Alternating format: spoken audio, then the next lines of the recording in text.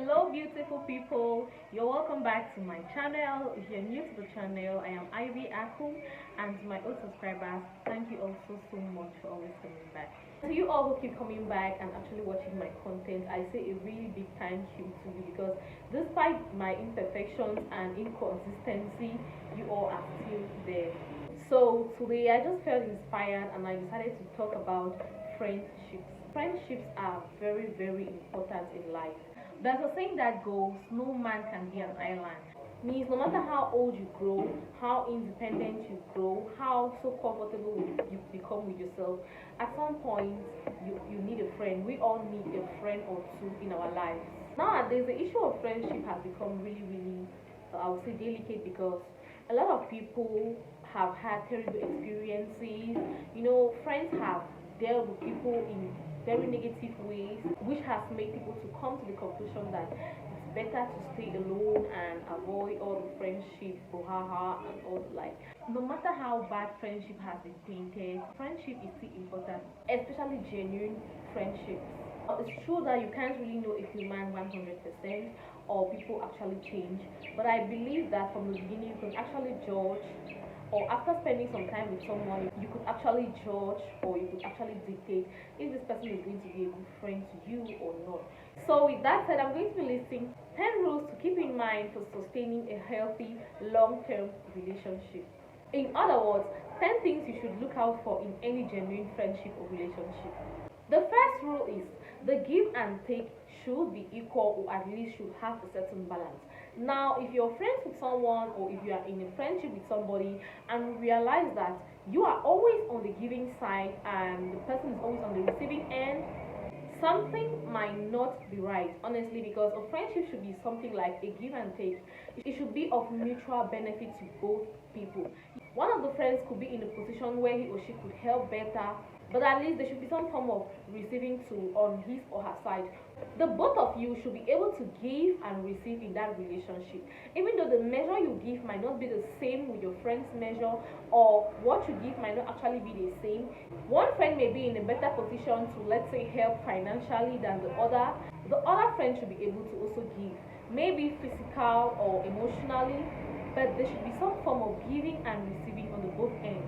Any friendship which is two-sided, meaning one party is always on the receiving and the other party is always on the giving, it will most likely hit the rocks.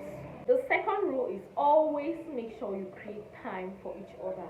Yes, life can become so complicated, especially when people start growing up. People start having different commitments here and there. People travel, they separate, maybe due to jobs or marriage, or life itself happens, and when life happens, sometimes it separates people. But no matter how bad things get, no matter how busy you are, it's good to always create time for each other at least once in a while. If you guys cannot meet physically, at least make sure on phone and other mediums you try. It's always good to check up and create time for your friends. The third rule is be reliable, consistent, and stick to your words. For the fire of a friendship to keep burning, the parties have to be consistent, reliable, and stick to their words. The fourth and one of the most important rules in friendship is be communicative, especially with your feelings and your thoughts. The lack of communication and being honest about one's feelings has led to the destruction of a lot of friendships. Many friends have parted ways or have become mortal enemies just by little misunderstandings here and there and lack of communication. No matter how bad it is, no matter how angry you are, I think, or I believe, it's always very good to communicate what you think and how you feel to your friend.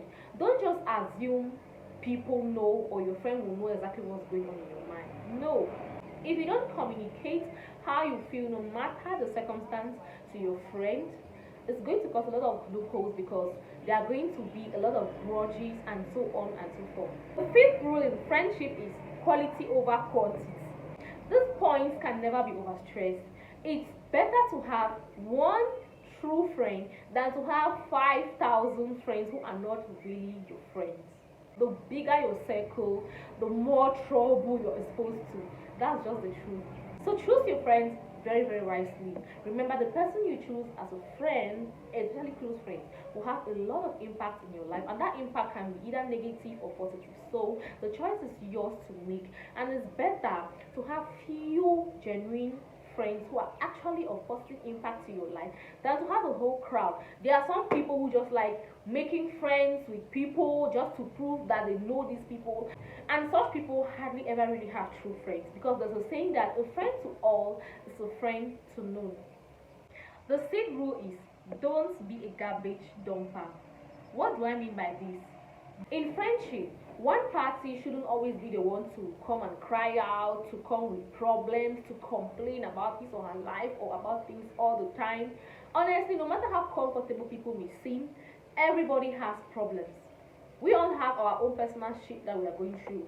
So if you are in a friendship with someone and all the time the person never actually checks on you, but he or she spends his time all the time always crying, always complaining, as if all the problems in the world are only meant for them and you don't have your own problems, then it's not really healthy. It's normal that you always cry out to your friend, or the first person you may think of when you have problems is your friend.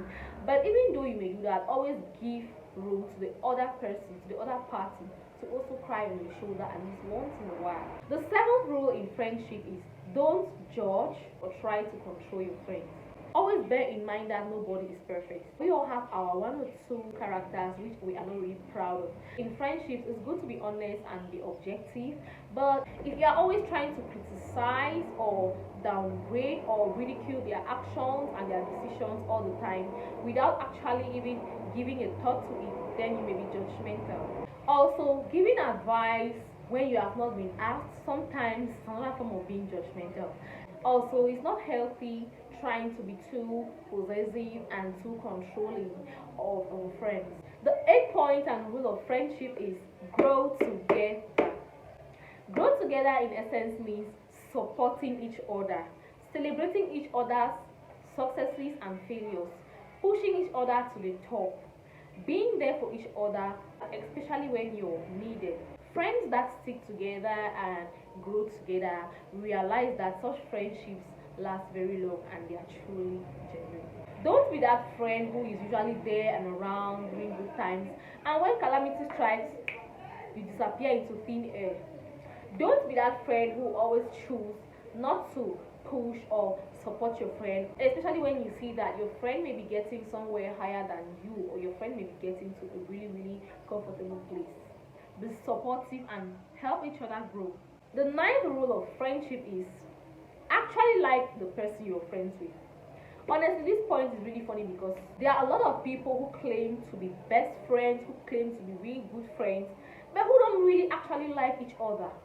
You see deep within you, you know that this person, you don't really like him or her, or this person is not really your kind of person that you can really vibe with, or your characteristics don't match, or you are not really compatible, and you are just there forcing to be friends with the person because of one or two gains.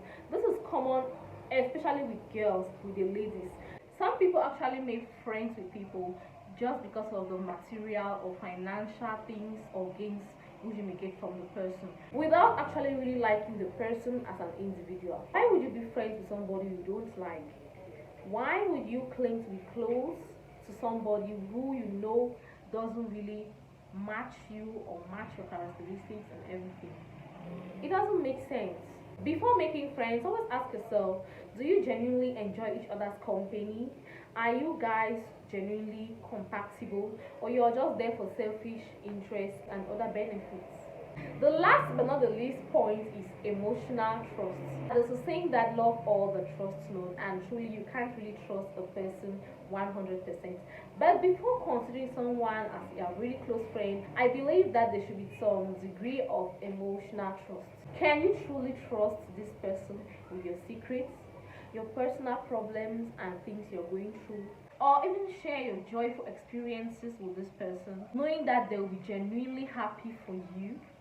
Ask yourself these questions, and if you can't get a positive answer within yourself, then trust me, that friendship isn't what you think it is. So I'm going to end here for today. Those are the 10 points I decided to share with you guys today. You can feel free to comment right down in the comment section which other rules you think should be present in any genuine friendship. So I'm going to end this video here. Thank you all so much for watching, and see you all in my next video. God bless you all.